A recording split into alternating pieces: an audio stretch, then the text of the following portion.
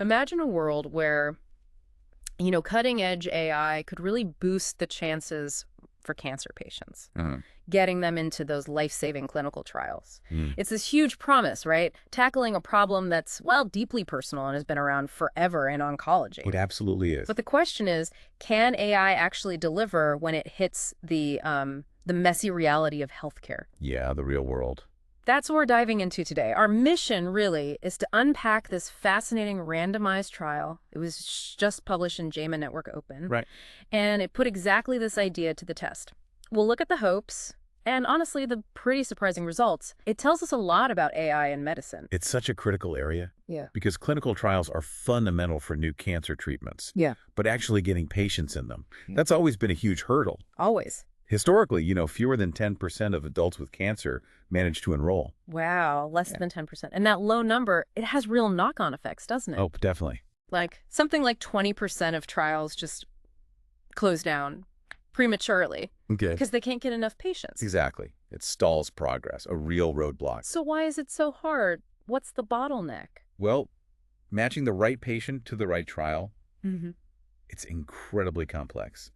Very time-consuming for oncologists, for their teams. I count that. It's a major reason for those low enrollment rates, those inefficiencies. The ideal is the patient's cancer progresses, they need something new. Right. And boom, right then, they get linked to the perfect trial for their specific tumor. But that's not usually how it works. Rarely. It's much messier. Okay, so then AI arrives on the scene, the potential game changer. Could it really untangle this? That was the hope. We've seen tools already, like Dana-Farber's MatchMiner. It's open source, Yeah, MatchMiner was a significant step. developed specifically to link patients and trials using their tumor's genomic data. Sounds like a really good starting point. It was very promising, yes.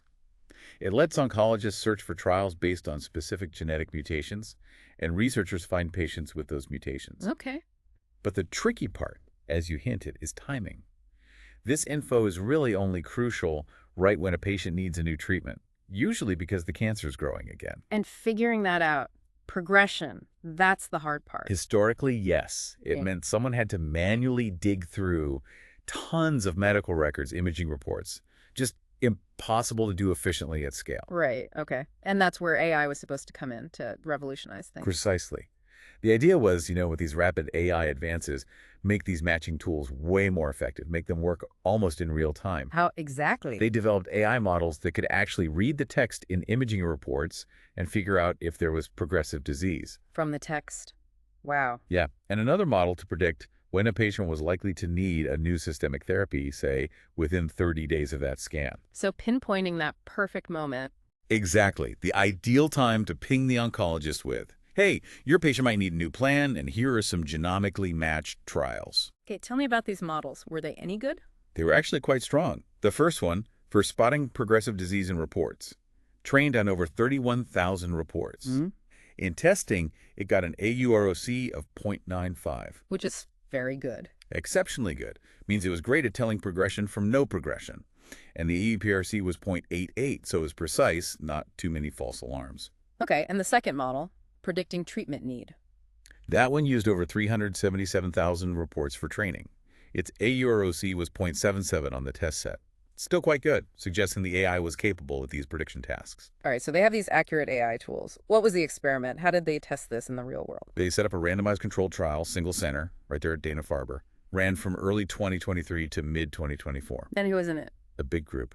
Over 20,000 adult patients, 20,707 to be exact, all had solid tumors, all had undergone that next-gen sequencing. The detailed genetic map. Right. And they were all alive when the study started, so a really solid group to test this on. Okay, so how did the randomization work? What was the actual intervention? It was a 2-to-1 randomization. So about 2/3 went into the intervention arm, 1/3 into control. And the intervention arm? That was 13,802 patients. Their oncologists got these AI-triggered emails. When the AI flagged progression and predicted a likely need for new treatment. Correct.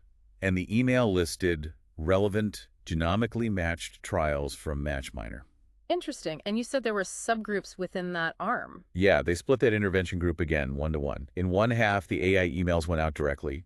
In the other half, a person manually reviewed the alert before the email was sent. Oh, human check. Okay. And the control group? The control arm, 6,905 patients, Simply got no AI notifications. Business as usual. And what were they measuring? What was the main goal? The primary outcome was simple. Did the patient enroll in any therapeutic clinical trial? Any trial at all. Okay, so a really clear test. Do these AI nudges actually get more people into trials? That was the question. All right, so the moment of truth. After all that impressive AI, the big setup, did it work? Did it move the needle on enrollment? Well, this is where it gets really surprising. Oh, what? The main result was no. The AI-triggered notifications had no significant impact on clinical trial enrollment rates. No impact at all. Pretty much none. The enrollment rate in the intervention arm was 2.20%. Yeah. In the control arm, it was 2.03%. Tiny. A difference of only 0.18 percentage points. Statistically, it was nowhere near significant, p-value of 0.41.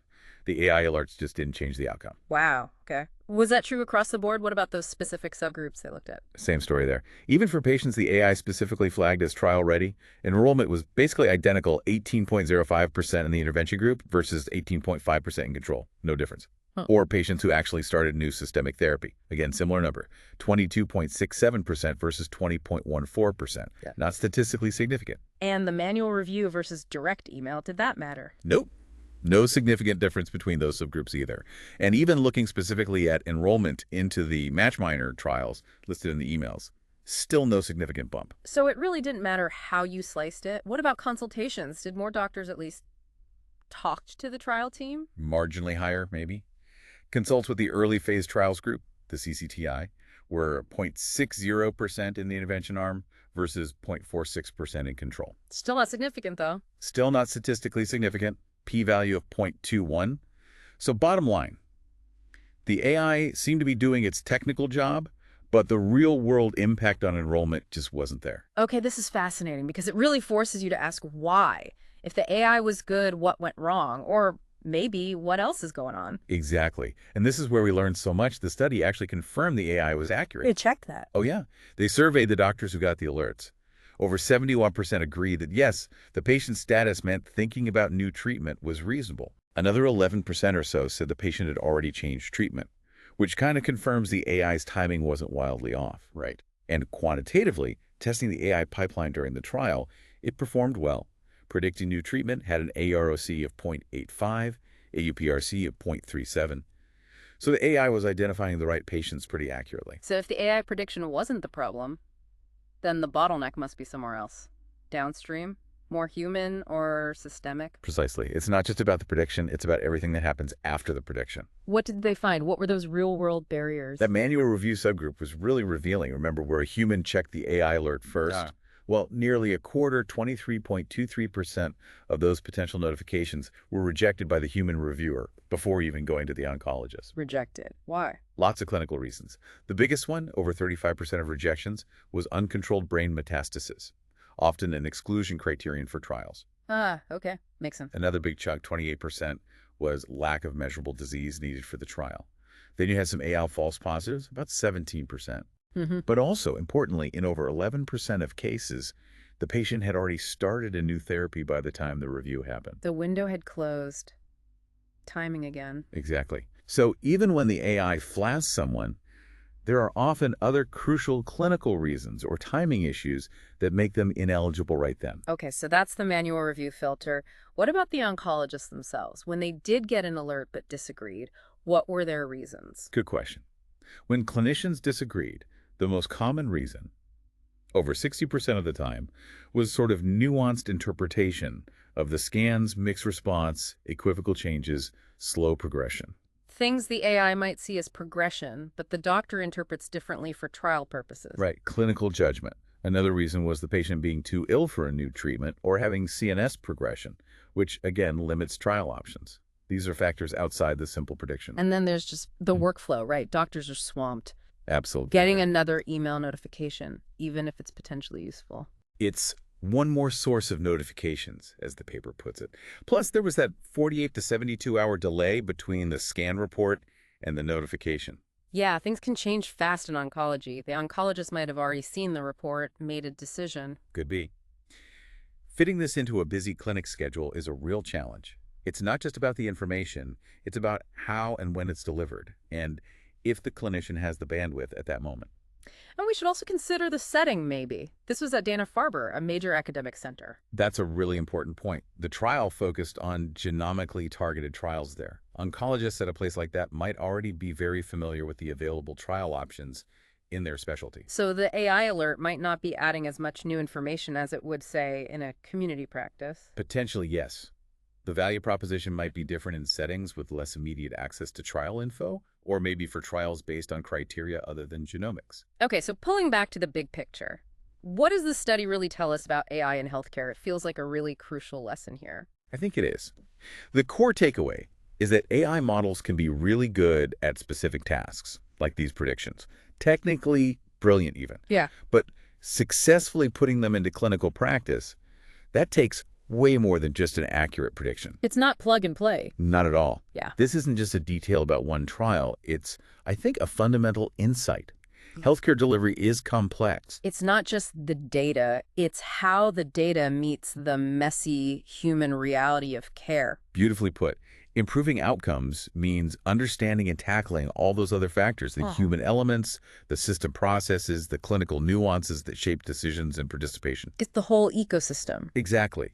It's much bigger than just finding eligible patients. It's Yeah. about the entire context of their care journey. So if we want AI to really help with something like clinical trial enrollment in the future, what's the path forward? It's not just better algorithms, is it? It seems not just better algorithms, but maybe broader ones or smarter integration. The study suggests future AI tools might need to look beyond just predicting treatment change. And maybe they need to reach different patient populations, perhaps outside those big academic centers, doing comprehensive genomic sequencing. Think about community oncology. Spreading the net wider, considering different contexts. Right. It's about designing the intervention around the technology, considering the workflow, the setting, the specific needs. So this deep dive into the GMO network open trial, it really hammers home that AI, powerful as it is, isn't a magic wand. Definitely not. Even a well-performing model doesn't automatically fix a complex human process like getting people into trials. It's a reminder that tech is just one piece of a very, very intricate puzzle. You can almost feel the collective sigh, right? It wasn't the simple fix people hoped for. No, it really wasn't. It forces us to think harder. Which leaves us with a really provocative thought, I think. How do we design these AI interventions going forward? How do we build them so they truly account for the human element, the clinical workflows, all those unstated things that affect patient care? How do we actually turn these incredibly powerful predictions into real, tangible improvements for patients, moving beyond just the cool algorithm to actually enhancing the whole system of care?